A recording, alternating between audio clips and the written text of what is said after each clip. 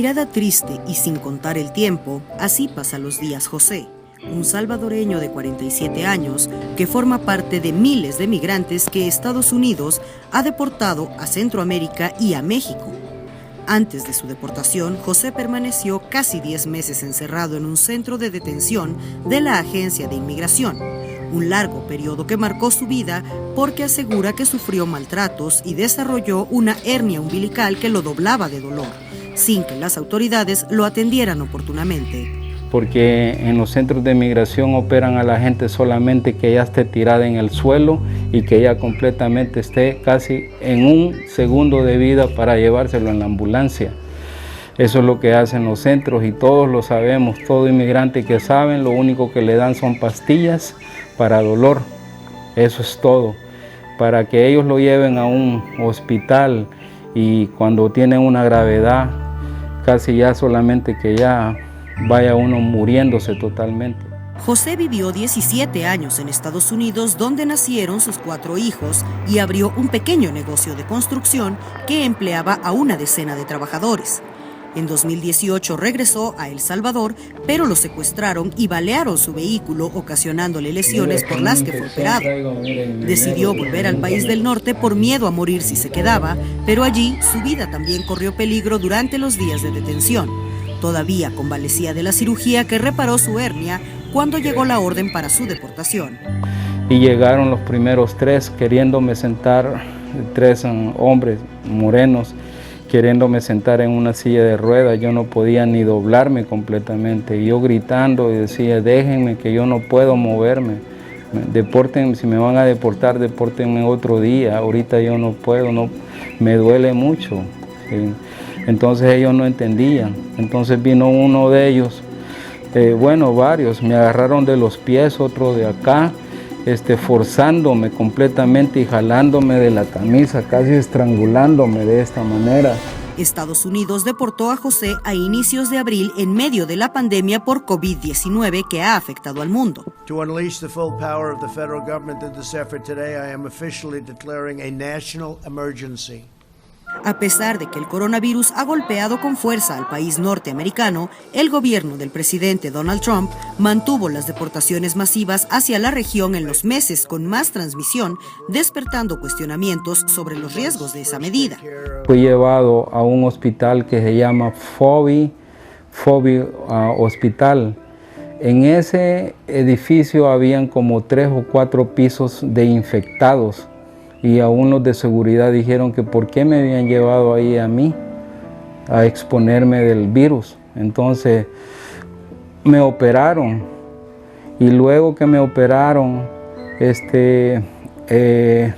tenía mucha temperatura y por la temperatura y todo me dijeron que inmediatamente tenía que ser subido al otro piso porque había estado expuesto al COVID. Cuando salí ya, que me vieron ellos que el test había salido negativo, me transfirieron de nuevo a la celda donde estábamos alrededor como 80, 90 personas, donde ya empezaban personas a tener síntomas de COVID, donde ellos estaban encubriendo de que muchos inmigrantes se estaban enfermando del COVID. Ahora, José prepara documentos y pruebas que le permitan pelear su caso y demostrar los maltratos de los que fue víctima. Lamenta que en plena emergencia no existieran los cuidados suficientes para evitar que la población deportada pueda llegar a sus países infectada con el nuevo coronavirus. Todos ellos prácticamente decían de que tenían que tener máscaras, ¿no? Pero las máscaras tienen que ser también adentro del centro. Y nadie estaba usando máscaras en el centro. El salvadoreño tiene la esperanza de volver a encontrarse con sus 4 hijos pequeños en Estados Unidos a pesar de su sufrimiento, al tiempo que busca cómo rehacer su vida laboral para poder seguir ayudando a su madre, quien manda un mensaje hasta la Casa Blanca. Me lo maltrataron mucho, me lo agarraron como que era un gran criminal.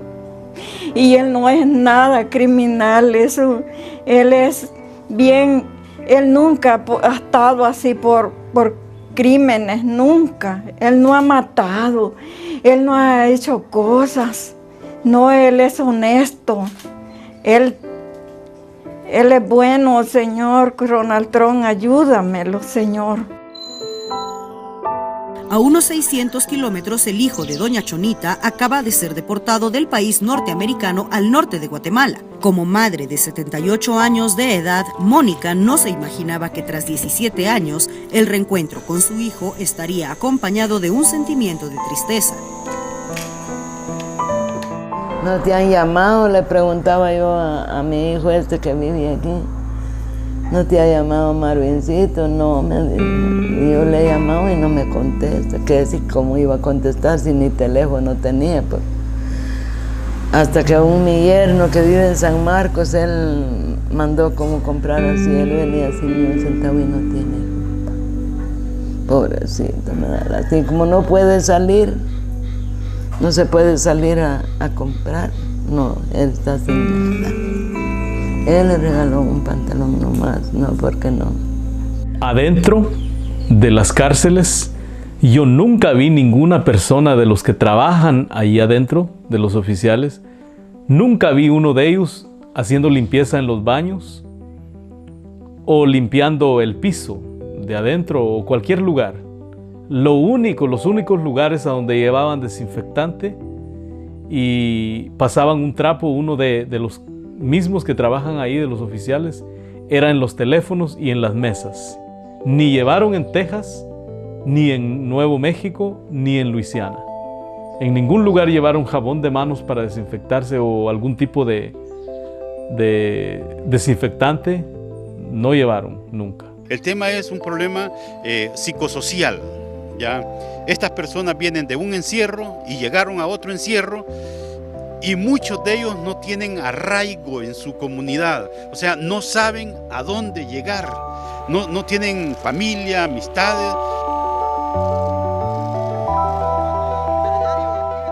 Guatemala fue uno de los primeros países de la región que reportó contagios entre migrantes deportados por Estados Unidos y el que mayor número ha registrado, con alrededor de un centenar. El 14 de abril, el gobierno guatemalteco reveló que la mayoría de las personas deportadas en un vuelo a finales de marzo habían resultado positivas por COVID-19 al ser examinadas. En Honduras, los vuelos con deportados también han aterrizado en plena crisis sanitaria, incluyendo a mujeres y menores de edad. Estas personas continúan siendo los grupos más vulnerables en esta ruta migratoria. Unos días más tarde, a cientos de metros de la frontera con Estados Unidos, un albergue en la ciudad mexicana de Nuevo Laredo registró 15 deportados del país vecino contagiados del coronavirus. En abril, Haití, Jamaica y Colombia, entre varios países latinoamericanos más, tuvieron casos de deportados positivos por coronavirus, mientras que en otro lado del continente, diversos centros de detención han registrado brotes donde Estados Unidos tiene bajo custodia a los migrantes antes de su deportación. Hasta junio sumaban 2 decesos. Voces expertas dijeron que las deportaciones en medio de la pandemia representaban un riesgo sanitario para la región y una carga para sistemas de salud ya sobrecargados. Cada persona que Estados Unidos deporta a nuestros países representa un riesgo grande, ¿ya? Representa un costo grande a nuestros países. Y aquí es donde nosotros como INSAMI hemos mantenido el criterio. Debemos pedirle a Estados Unidos que detenga las deportaciones ya, porque para nosotros es como si nos estuvieran mandando otro nivel de vulnerabilidad que se va a incorporar a las comunidades de origen. En el sureste de El Salvador, un pequeño poblado recibe a sus visitantes con un colorido mural que dice «Bienvenidos a Intipucá City». Se trata de la costera localidad de Intipucá, un emblema de la migración porque la mitad de su población trabaja en Estados Unidos. La migración desde Centroamérica es un fenómeno que creció a partir de la década de los 80 del siglo pasado y en algunos años un mayor número de personas han partido hacia el país del norte. En 2018 y 2019, masivas caravanas de familias con niños recorrieron México para tocar la puerta de Estados Unidos, marcando un hito en la migración y despertando el enojo del presidente Trump. La mayoría migra y prácticamente lo que va quedando es la niñez que hay ahorita y es la que va. Y los adultos, de ahí la juventud en Estados Unidos. Las remesas enviadas por los familiares en Estados Unidos representan un pilar económico, pero en medio de la pandemia, los envíos de dinero cayeron a causa de millones de desempleados y de la fuerte contracción de la actividad económica.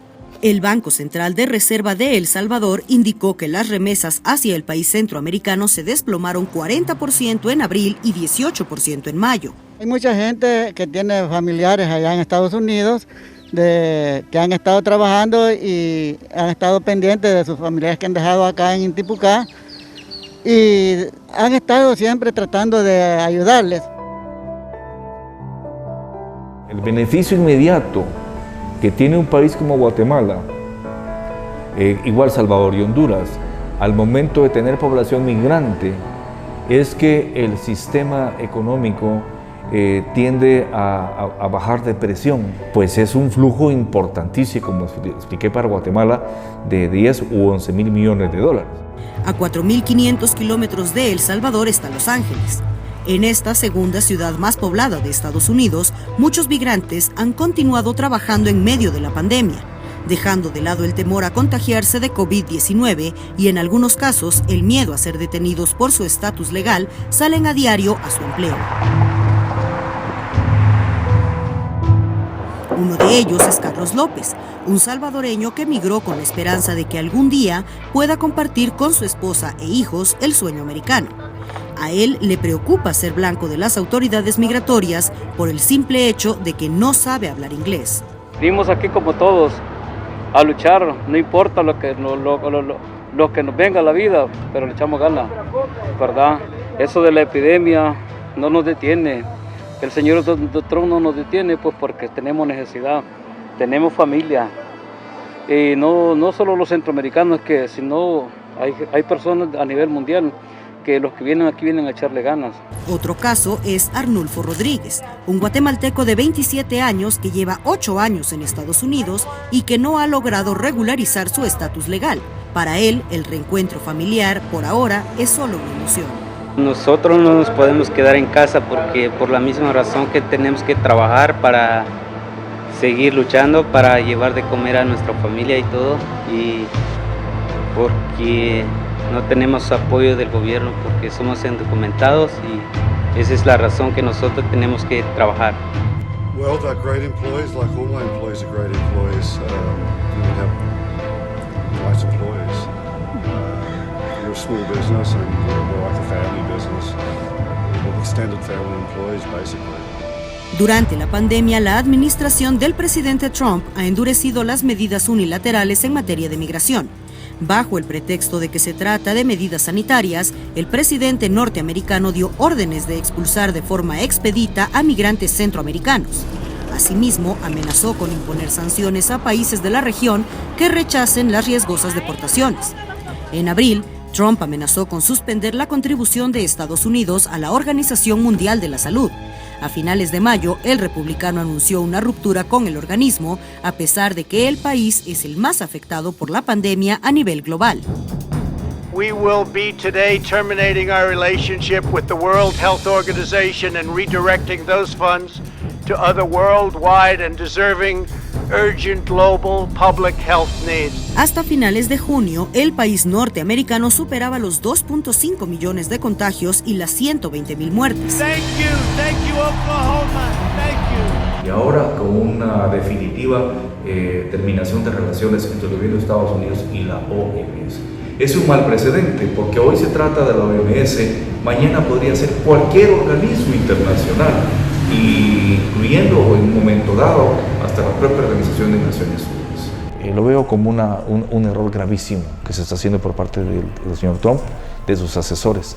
Estigmatizar a las minorías, estigmatizar los rasgos culturales de las minorías, creo yo que es un error, porque precisamente el éxito de los Estados Unidos fue haber sabido manejar esa diversidad racial, conducirla bajo un mismo interés nacional. Las elecciones presidenciales en Estados Unidos se aproximan. Para los analistas, Trump apela a su base al endurecer un discurso nacionalista y al culpar a la migración de los problemas, pero a costa de encender aún más los actos racistas y la xenofobia antes de que los votantes decidan en noviembre próximo si debe reelegirse o no.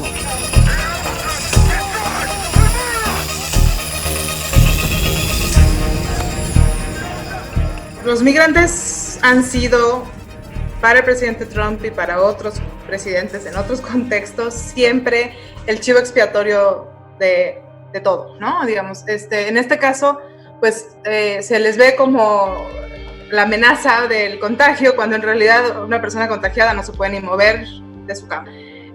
Podemos pensar que la mayoría del flujo de contagiados viene del norte hacia el sur, más que del sur hacia el norte.